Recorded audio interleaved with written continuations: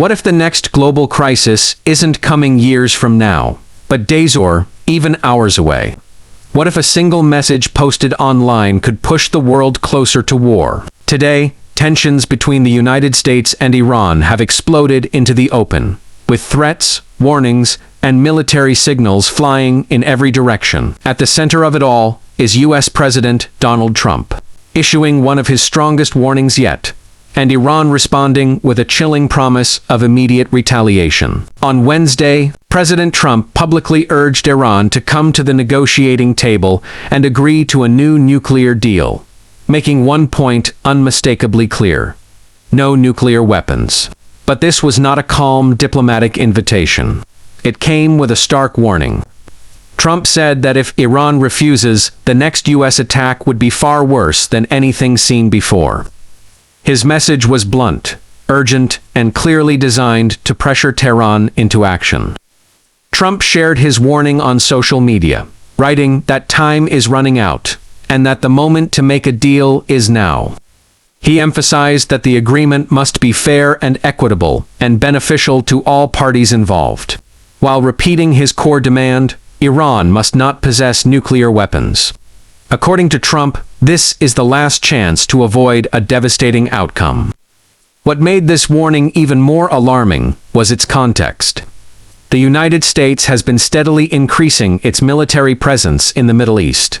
Trump openly referenced this buildup, stating that a massive U.S. armada is heading toward Iran. He described the fleet as ready, willing, and able to carry out its mission with speed and violence if necessary. The message was unmistakable. Diplomacy is still possible, but military force is already in motion. Trump also reminded the world of recent history. He noted that his previous warning to Iran was followed by a U.S. military strike in June. This time, he said, the consequences would be far worse. The statement was not just a threat. It was a reminder that his administration has acted before and will do so again if pushed. Iran's response was swift and defiant. Senior Iranian officials rejected Trump's threats outright and warned that any U.S. military action would trigger immediate retaliation. Ali Shamkhani, an advisor to Iran's supreme leader Ayatollah Ali Khamenei, stated that Iran would target the United States, Israel, and any countries that support such an attack. This response signaled that a wider regional conflict could erupt if tensions spiral out of control.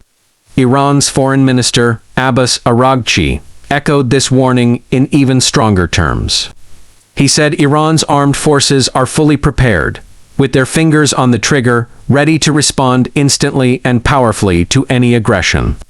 His words were not symbolic. They were meant to convey readiness, confidence, and resolve, sending a clear message that Iran will not be intimidated. Araghchi also pointed to past conflicts as proof of Iran's preparedness.